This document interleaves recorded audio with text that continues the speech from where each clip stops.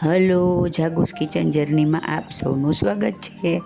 Friends, Ganesh મહોત્સવ ચાલી રહ્યો છે, તો એના નિમિત્તે આજે આપણે બનાવશું એકદમ ઇઝી અને એકદમ સુપર યમી ટેસ્ટી એવા ચોકલેટ મોદક. આ ચોકલેટ મોદક એટલા ટેસ્ટી અને એટલા ઇઝીલી બની જાય છે ને કે હું તમને શું કહું. તો ચાલો શરૂ કરીએ. આના માટે આપણે સૌથી પહેલાં એક વાટકી ઘઉંનો ભાખરીનો લોટ જે આપણે લઈ છીએ ને તે કકરો લોટ લેશું. પહેલાં વાટકી કે કપનું માપ સેટ કરી લેવાનું છે. હવે જે વાટકીથી લોટ લીધો હોય તે જ વાટકીથી અડધો વાટકી ઘી લેશું અને તેને ગરમ કરીશું અને ત્યારબાદ તેમાં આપણે લોટને એડ કરીશું. ફ્રેન્ડ્સ, તમે આમાં રોટલીનો લોટ ન પણ કરી શકો છો, પણ એમાં થોડું ઘી વધારે જાય છે અને સેજ ચીકાશ પડતું થાય છે, એટલે આપણે કકરો લોટ લેવાનો છે. લોટને આપણે મીડિયમ ગેસે એકદમ બ્રાઉન કલરનો શેકી લેશું. ફ્રેન્ડ્સ, જો તમે અમારી ચેનલ પર નવા હો તો મારી ચેનલને સબસ્ક્રાઈબ જરૂર કરજો અને બાજુમાં રહેલ ઘંટડી દબાવી દેજો, જેથી મારી નવી રેસીપીનું નોટિફિકેશન સૌથી પહેલાં તમને મળે. જો આપણો લોટ બ્રાઉન થવા આવ્યો છે, આવી રીતે આપણે તેને બ્રાઉન કલરનો શેકી લેશું.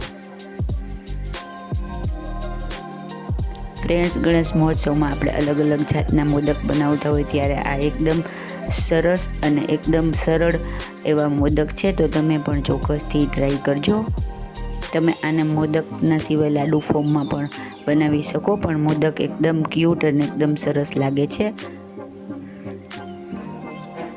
આ એકદમ સહેલા છે, પહેલી વાર તમે બનાવશો તો પણ તમારાથી સરસ બનશે. હવે આપણે તેમાં જે વાટકી સેટ કરેલી હોય તે જ 2 વાટકી હુંફાળું એટલે કે થોડું ગરમ એવું પાણી નાખવાનું છે, તે નાખશું અને ત્યારબાદ 1 વાટકી ખાંડ નાખીશું અને તેને બરાબર ચલાવી અને મિક્સ કરી લેશું. સરસ રીતે મિક્સ કરવાનું છે, પાણી વધારે નાખવાનું નથી. આપણે કડક એવું મિક્સચર બનાવવાનું છે, ઢીલું મિક્સચર બનાવવાનું નથી. એટલે પાણી જેટલી વાટકી લોટ હોય તેનાથી ડબલ એટલે કે 1 વાટકી લોટ હોય તો 2 વાટકી પાણી નાખવાનું છે. ગેસની ફ્લેમ મીડિયમ રાખવાની છે અને ઘી છૂટું પડે ત્યાં સુધી આપણે તેને આવી રીતે ચલાવી અને સરસ રીતે મિક્સ કરી લેશું.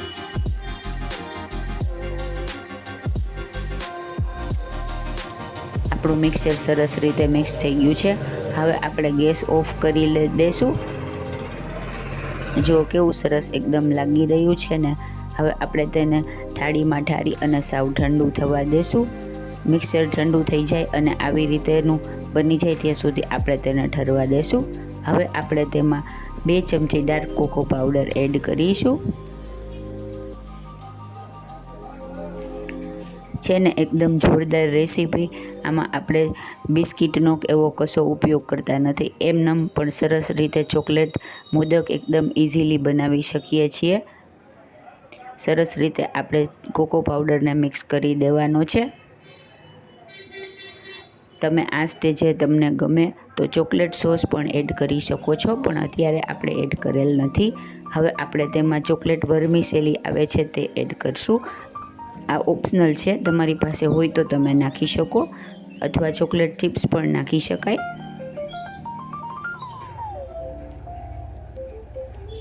તેને બરાબર આપણે મિક્સ કરી લેશું.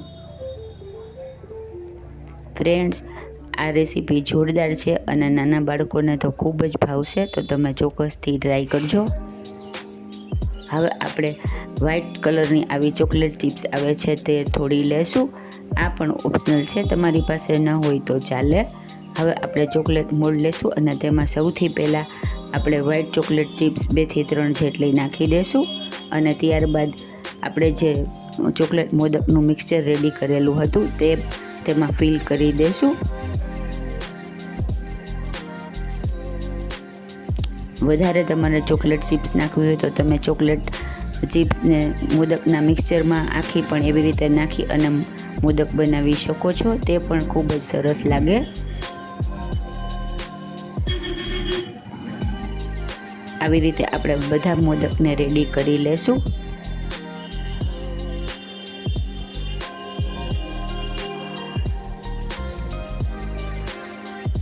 જુઓ છે ને એકદમ જોરદાર. ઉપર આપણી વ્હાઈટ ચોકલેટ આવી જશે જે લુકમાં ખૂબ જ સરસ લાગશે.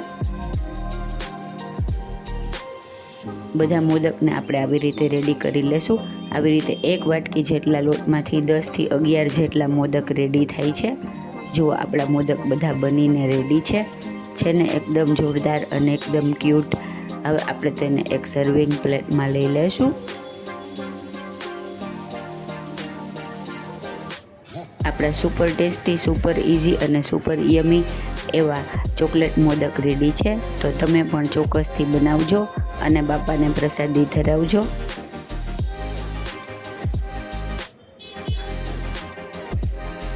ફ્રેન્ડ્સ, આ જોરદાર અને એકદમ ઝડપથી બની જતા મોદક રેડી છે. ફ્રેન્ડ્સ, જો તમને મારી રેસીપી પસંદ આવી હોય તો મારી ચેનલને લાઇક, શેર અને સબસ્ક્રાઈબ જરૂરથી કરજો. ધન્યવાદ.